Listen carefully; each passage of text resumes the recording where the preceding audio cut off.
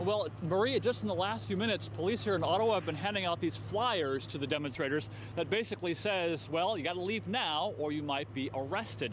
And the police have also expanded what they call the no-go zone. The crew is always talking to the villagers to find out what their biggest needs are, because sometimes those needs change day to day.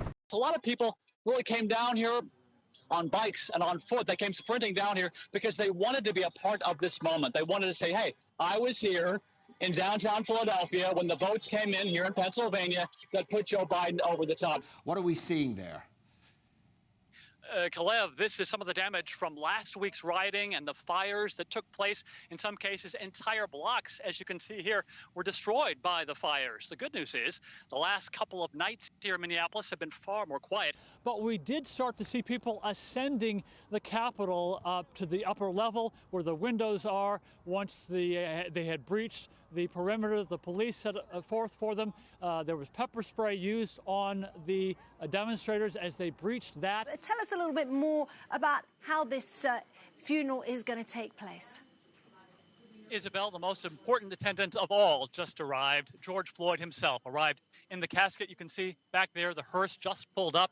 And this is a private funeral for George Floyd, but it certainly doesn't feel that way. It'll be live streamed across the world. And as you can see here, there's media from all over the world that have shown up as well. Not that we're aware of here, David. It's all quiet right now. Of course, it's about 6 o'clock in the morning. The mayor of D.C. told the whole nation, do not come here for this inauguration because of all the security. This is as close as anybody can get.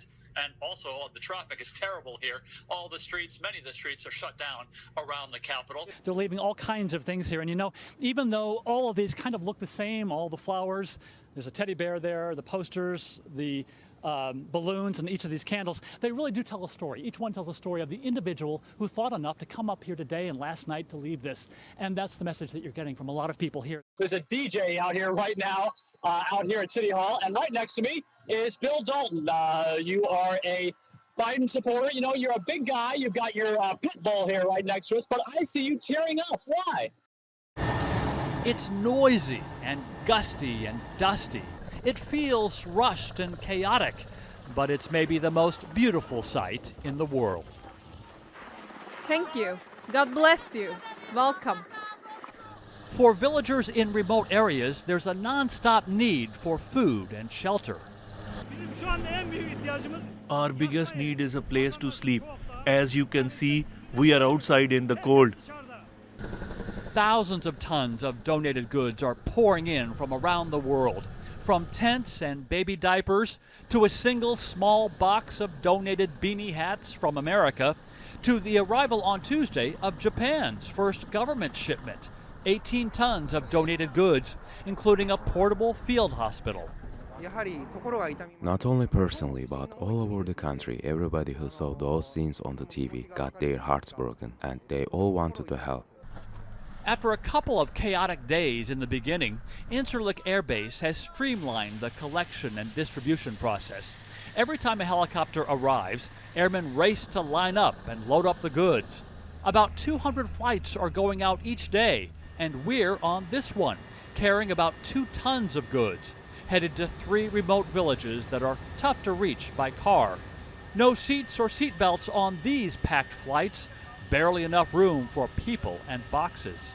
From the air, we get a view of the earthquake scars in the ground.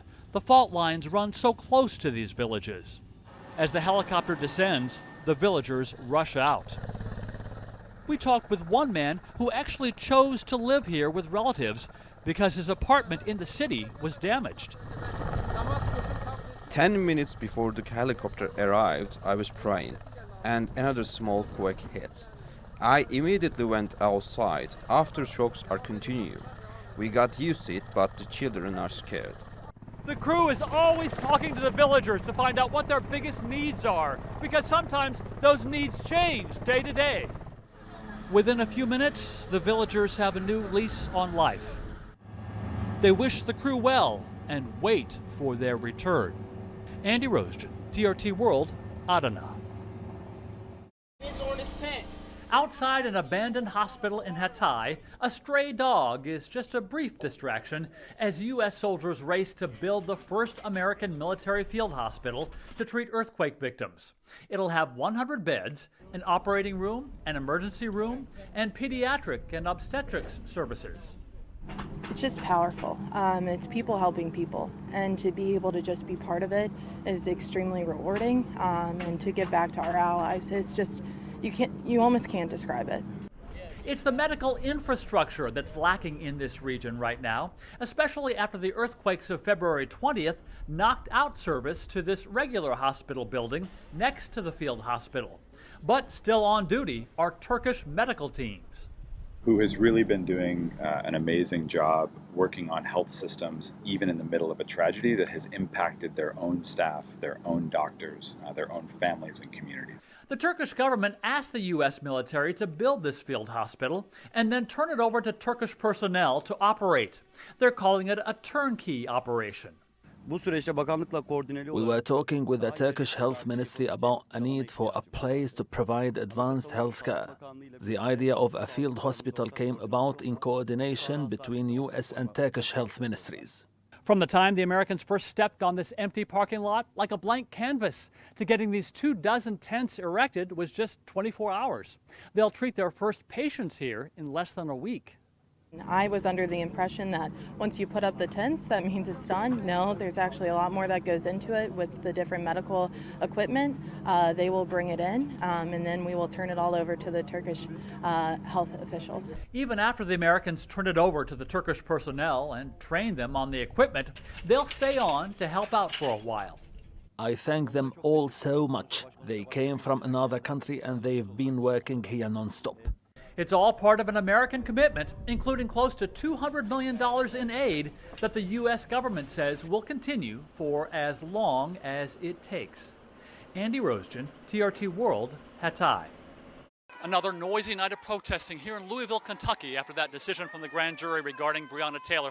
As you can see, there's been smoke set off here as these marchers march down the streets. Earlier, they marched along the city's riverfront here in Louisville, which is a highly popular tourist destination throughout the year, hundreds of them.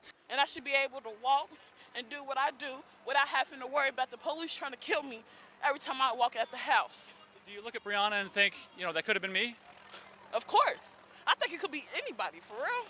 Now, these protests tonight have been mainly peaceful. There have been some blocking of traffic, but earlier there was a very tense confrontation between these protesters and members of a white armed militia group called the Oath Keepers, who they say were brought in to protect property. But there's a tense standoff as the two sides went nose to nose with each other. These were armed white militiamen.